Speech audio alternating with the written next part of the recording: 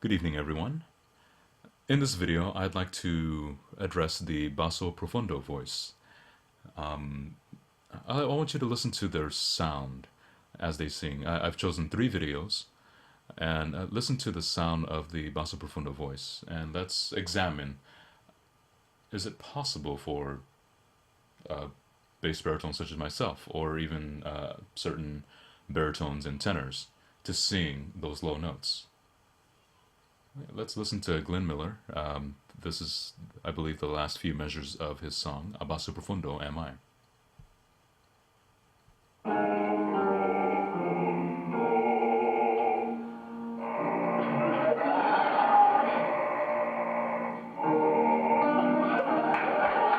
Now, if you listen closely, he sets up for the B flat, and if just by watching his facial structure, his positioning of the larynx, it it's actually level.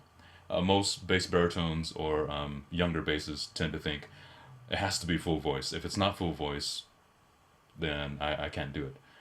Well, that if we say that about a tenor, then all tenors should not be able to sing past a high F sharp, because full voice tends to be, I guess you can say, in full chest voice is what I'm headed towards, in that the full chest voice is very limited, and for basses are actually, if you look at the bass range, low F or low E to about middle C, or sometimes D and F, that's actually just the chest voice range. Beyond that, there's actually a range below the chest register. And don't get me wrong, there are singers that can sing that low naturally. I'm not doubting that. Maybe about 5 to 10% of the population. However, basses can attain those low notes if they consider 2 things: resonance and relaxation. Let's listen to the power of the Russian octavists. Okay? Listen to this. This guy is amazing. He sings a low F sharp in here.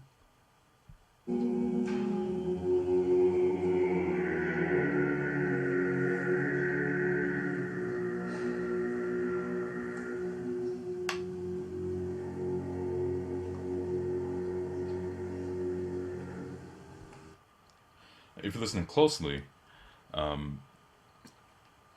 his vocal line is all about resonance. Has very little to do with having a big voice or an open voice. It's um, it's not open at all. It's very resonant. It's focused, and the notes, I believe, hovers around the B.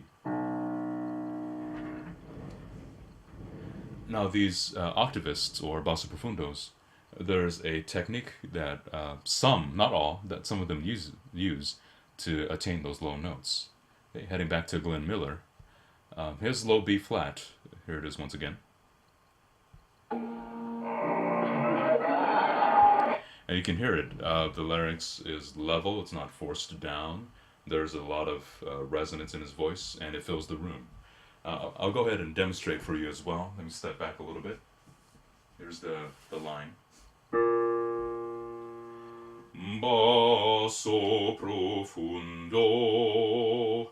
And listen to my voice as I drop down. Oh, am I. And what's happening is my larynx is maintaining stability. It's not forced down. For example, let me get closer to the mic. I can't even reach the note as a bass baritone. However, if I keep it level and I just allow the correct amount of air, for me it's different, for you it may be different, and I just let the air glide right over and maintain resonance, that B flat pops right out. Oh, oh. And keep in mind, this technique may sound similar to the kagera, or the throat singing. However, I think it's a little different in that the larynx is relaxed as opposed to forced. it's not a high larynx. It's actually a low level or low larynx.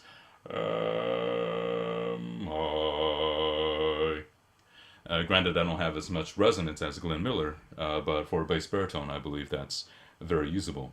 Let's take a look at Vladimir Miller as he sings a low G. And keep in mind, he does descend into the lowest part of his range.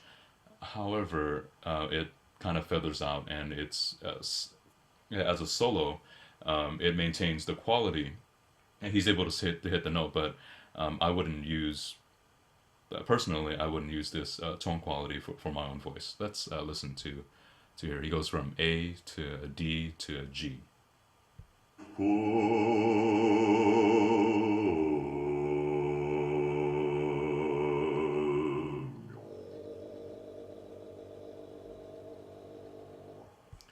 And if you listen very closely, he crosses between his chest register into a mixture of, I guess, for a lack of a better term, a vocal fry and full voice when he sings the D, sings a low D, and then the low G falls right into the lowest part of his range.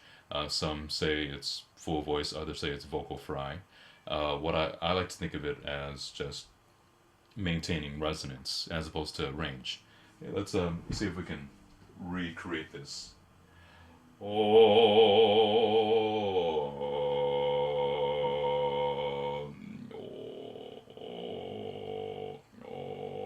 It's very hard for me to sing that low G with the same quality of sound. However, if I maintain resonance and relaxation, the low G should pop out just fine. And I'll stand back just to demonstrate that resonance is the key to singing low notes.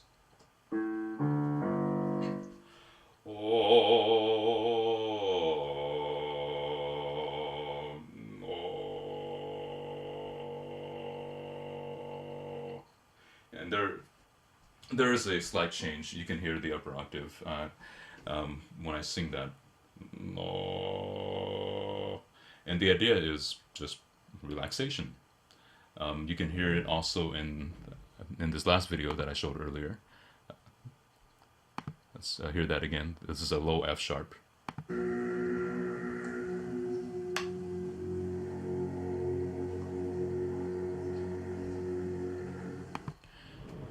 And it sounds powerful because you have all the upper harmonics, and when he sings that low note, it just fills the room. The room makes a big difference. And let's see if, I don't think I have an F sharp today, but let's give it a shot. Okay, so level larynx for the B.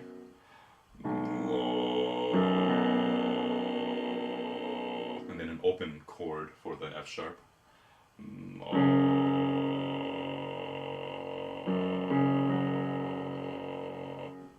And there you have it. So these low notes, I want everyone to consider this. This may or may not be accurate, but just consider this. When you're singing, you should always maintain resonance in your voice. Don't worry about if is it in my chest register, is it in the vocal fry register. Tenors, when you listen to tenors, they consider two things. When they sing up high in their register, let's say anywhere from a high A to high C, they're not thinking, I got to sing this in chest register. I got to sing this in my chest voice. If I don't, then I'm a failure. No, any good tenor will tell you that there is a shift that happens anywhere between E to F sharp, and from there it feels like they're just floating on those high notes as opposed to trying to grab at them. Almost as if they're thinking falsetto as opposed to singing in falsetto. The feeling of falsetto is what I'm getting at, but that high C is coming out almost like it's a mixed register. And for low notes, I want us to consider the same thing, is that when you sing low, you're thinking vocal fry, but you're not actually frying. There's no cooking going on here. There's not That may be good as a relaxation technique, but I want you to consider resonance and relaxation in order to sing those low notes. So B flat, say for example, I have a B flat in in my concert choir music. Okay? I'm not gonna go, oh, oh, you can't hear that, that sounds horrible, my voice will be out in a few minutes. However, if I maintain relaxation and resonance, the B flat pops right out.